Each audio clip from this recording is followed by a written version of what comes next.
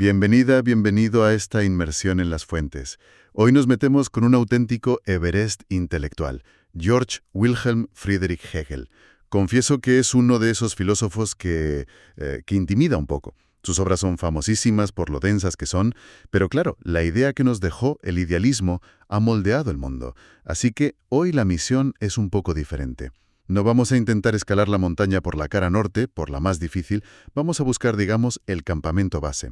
Y para eso, con la ayuda de un estudio histórico de Wilhelm Dilthey, vamos a explorar la juventud de Hegel para entender no solo qué pensaba, sino cómo llegó a pensar así. Me parece el enfoque perfecto, porque con Hegel, más que con casi ningún otro, el sistema es inseparable de su biografía intelectual. Claro. O sea, no se puede entender su idea del espíritu del mundo sin entender al joven estudiante que vivió la Revolución Francesa en tiempo real. Totalmente. Nuestra meta es rastrear el ADN de una de las ideas más potentes de la modernidad, que la historia no es un caos, no son hechos al azar, sino el desarrollo lógico de una razón universal.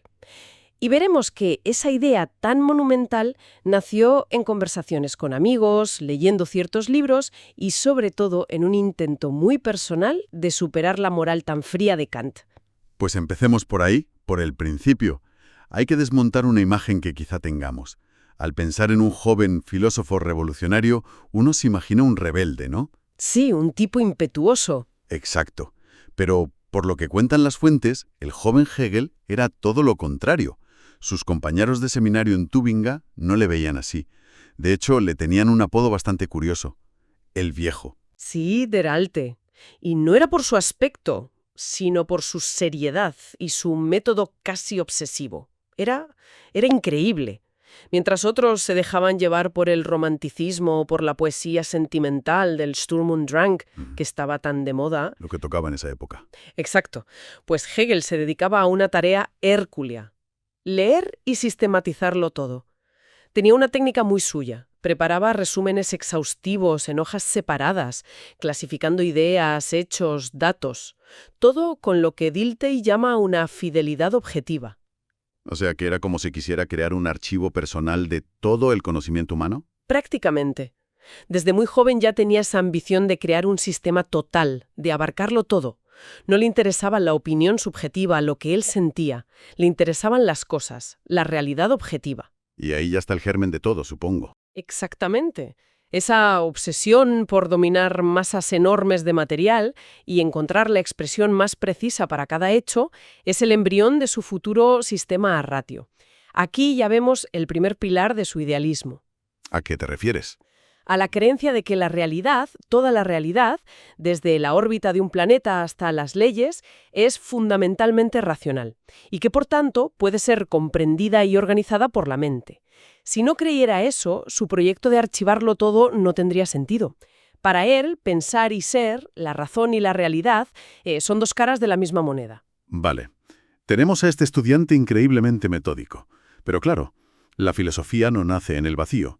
Y aquí es donde su vida social se vuelve crucial. En el seminario de Tubinga compartió habitación con dos personas que no eran cualquiera. No, para nada. El futuro gran poeta Friedrich Hölderlin y el que sería otro gigante de la filosofía, Friedrich Schelling. Me cuesta imaginar cómo serían las conversaciones en ese cuarto. Debían de ser fascinantes, tres mentes brillantes alimentándose mutuamente. Leían juntos a Platón, a Kant, pero las fuentes destacan un libro que les causó un impacto tremendo: las cartas de Friedrich Jacobi sobre la filosofía de Spinoza. Spinoza, el filósofo del siglo XVII que fue acusado de ateísmo por decir que Dios y la naturaleza eran lo mismo. ¿Y por qué les impactó tanto ese libro? Porque contenía una revelación. En él, Jacobi contaba que el gran pensador de la Ilustración, Lessing, le había confesado en privado que era espinocista y resumía su creencia con una antigua fórmula griega: gen kai pan. Uno y todo. Es una única sustancia viva, divina, un panteísmo radical. Hölderlin, el poeta, quedó tan fascinado que transcribió la frase en kai pan en el álbum personal de Hegel. O sea que esa idea de una unidad fundamental en el universo, de que todo está conectado en un gran ser vivo, se convierte en el centro de sus debates. Precisamente. Y esta no es una idea menor, es la base de todo lo que vendrá después. La noción de que la realidad no es un conjunto de cosas muertas y separadas, sino una totalidad orgánica, un único espíritu o vida que se manifiesta en todo. El idealismo de Hegel no va de ideas flotando en el aire, va de este espíritu único y racional que es la esencia del universo. Y mientras debatían estas ideas, Pues mientras tanto, el mundo real fuera del seminario estaba literalmente explotando. la Revolución Francesa, para nosotros es un evento histórico de los libros, pero para ellos era el telediario de las 9, una noticia en tiempo real que lo cambiaba todo. Y no era solo política para ellos, era la filosofía haciéndose realidad. Veían los principios de la Ilustración, la razón, la libertad de Kant y Rousseau, derribando un sistema de 1000 años. Según Dilthey, fundaron un club político clandestino. ¿En el seminario? En el seminario. Leían los periódicos que llegaban de Francia, cantaban la Marsellesa y, según la leyenda, hasta plantaron un árbol de la libertad. Un momento, ¿y cómo encaja esto con la imagen de el viejo, del estudioso metódico? ¿De repente le tenemos cantando la Marsellesa? Porque para Hegel no había contradicción. La revolución era la prueba histórica de su intuición filosófica. O sea, si el universo es razón, entonces la historia humana no puede ser una serie de accidentes absurdos, no. Tiene que tener una lógica. Tiene que ser el despliegue de esa misma razón. Para Hegel, la Revolución Francesa era la demostración palpable de que la historia tiene un propósito, el progreso hacia la libertad. La idea se estaba haciendo carne, es el idealismo en su máxima expresión. La primicia de la idea de la libertad como motor que transforma la realidad material. Entiendo. La experiencia de la revolución fusiona su interés teórico por la razón con un proceso histórico, real, dinámico. La historia tiene un guión, y el guionista es la razón. Y esto nos lleva a su gran enfrentamiento con el filósofo que dominaba la época, Kant. Así es. No se puede entender a Hegel sin entender qué le parecía insuficiente de Kant. Para Kant, la moralidad se basa en un conflicto.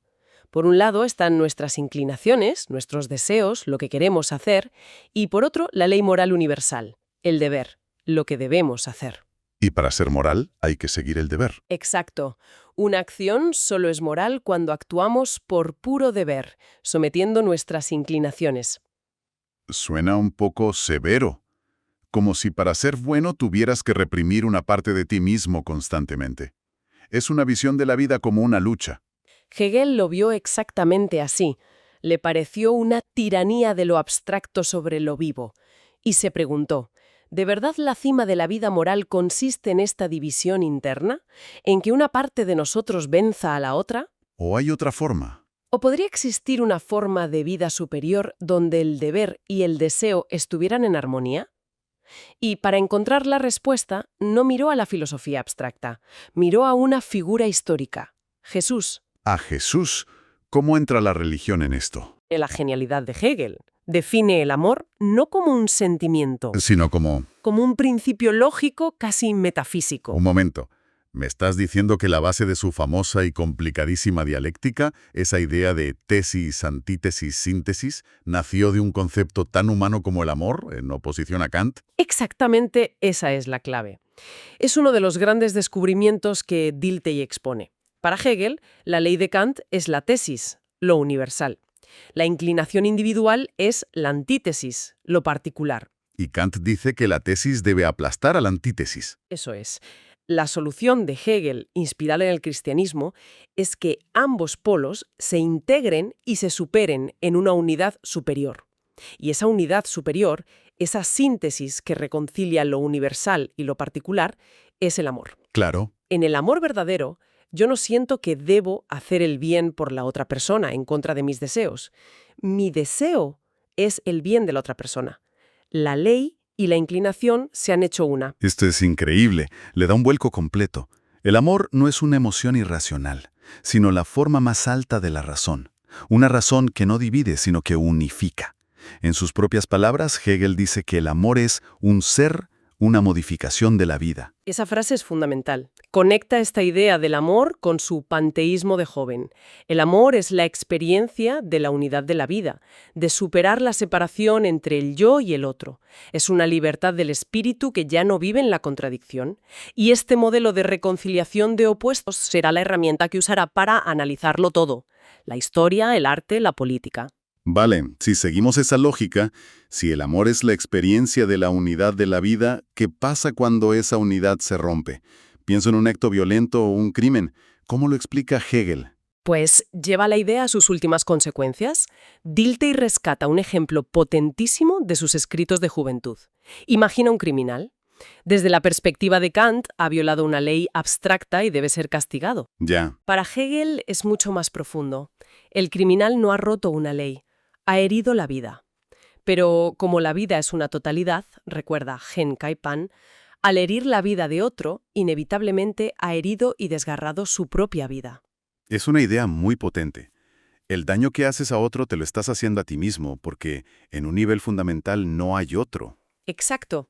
Y Hegel lo ilustra con una referencia literaria: el espectro de Banquo que atormenta a Macbeth después de asesinarlo. Para Hegel, ese fantasma no es algo sobrenatural. ¿Qué es entonces? Es la manifestación visible de la propia vida herida de Macbeth.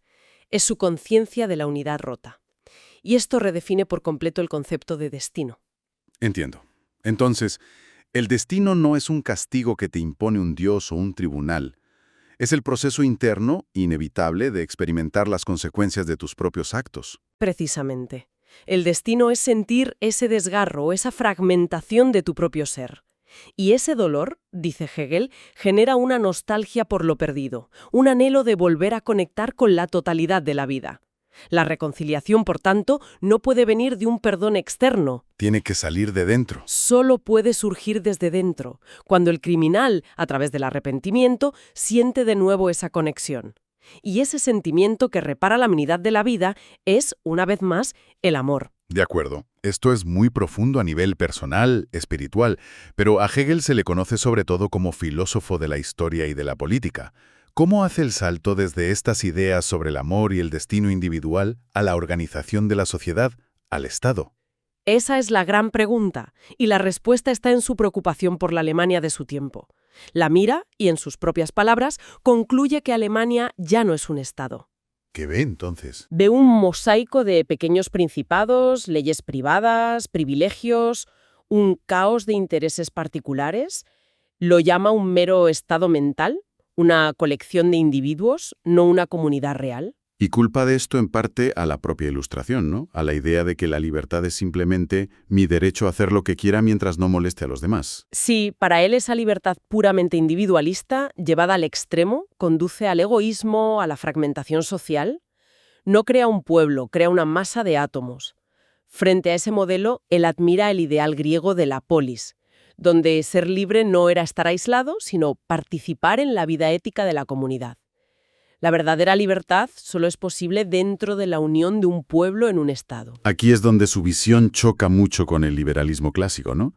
Para muchos, el Estado es un mal necesario para proteger nuestros derechos, pero siempre es una amenaza. Para Hegel parece ser todo lo contrario. Totalmente. Para él, el Estado no es un enemigo de la libertad, sino su máxima realización. Es la encarnación de la vida ética de un pueblo. Es la síntesis que reconcilia el interés particular del individuo, la antítesis, con el bien común de la comunidad, la tesis.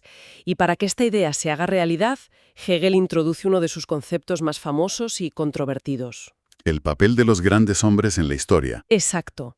Se refiere a figuras como Richelieu o sobre todo Napoleón, a quien vio en persona y describió como el alma del mundo a caballo. Una frase mítica. Y aquí Hegel introduce esa idea tan potente, el Weltgeist, el espíritu del mundo.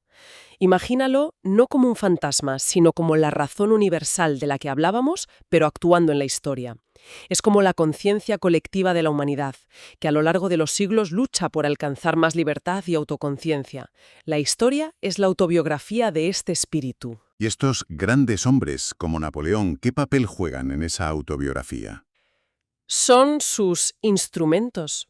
Son individuos geniales cuya ambición personal coincide perfectamente con lo que el espíritu del mundo necesita en ese momento histórico. Napoleón, con sus ejércitos y su código legal, no actuaba solo por ambición. Estaba, sin saberlo, cumpliendo una tarea histórica. ¿Cuál? Barrer los restos del feudalismo y extender los principios de la revolución, creando estados modernos. Era el vehículo a través del cual la razón se abría paso. Esa idea me parece fascinante y a la vez terrorífica. ¿Dónde queda la moralidad individual? Si Napoleón simplemente cumple con la historia, significa que no es responsable de la destrucción y las muertes que causa. ¿No es una justificación muy peligrosa para el autoritarismo? Y es una objeción muy seria. Hegel no diría que Napoleón es bueno en un sentido normal. Diría que su grandeza histórica reside en que fue el agente de un cambio necesario. La historia avanza a través de estas convulsiones violentas. Es una visión muy dura. Es una visión trágica, sí, pero para él es la única forma de entender cómo la razón y la libertad se materializan en un mundo imperfecto. El Estado moderno, con sus leyes, es el resultado final de ese proceso brutal. Así que hemos cerrado el círculo. Empezamos con un joven estudiante obsesionado con organizar el conocimiento en fichas y terminamos con una visión de toda la realidad como un único proceso racional, el espíritu, que se organiza a sí mismo a través de la historia. Y que usa las pasiones de los grandes hombres para sus fines. Y que finalmente se realiza en la vida ética del Estado. Es un viaje intelectual asombroso, la verdad. Desde el panteísmo del uno y todo, con sus amigos, pasando por la dialéctica del amor para superar a Kant, hasta la idea del Estado como la encarnación de la razón. La realidad para Hegel no es estática, es un verbo, es un proceso vivo de conflicto y reconciliación que avanza hacia un fin, la autoconciencia y la libertad. Y este proceso se manifiesta en el arte, la religión y al final, en su forma más pura, en la filosofía. Exacto, que es donde el espíritu finalmente se comprende a sí mismo. El autor que nos ha guiado, Dilthey, se propuso separar lo pasajero de lo permanente en el pensamiento de Hegel, y esa es quizás la mejor reflexión final que podemos proponer. Sin duda. Y la pregunta que nos deja es muy actual. En un mundo que a menudo vemos como caótico, fragmentado, gobernado por el azar, ¿qué valor tiene hoy un sistema que insiste en que todo, incluso la guerra más terrible, forma parte de un plan racional que en última instancia avanza hacia la libertad? Es una pregunta muy potente. Es una de las ideas más profundas y consoladoras que se han concebido, una herramienta para encontrar sentido en el caos. ¿O es una ilusión grandiosa y potencialmente peligrosa que nos puede llevar a justificar el presente, por terrible que sea, como un paso necesario hacia un futuro mejor?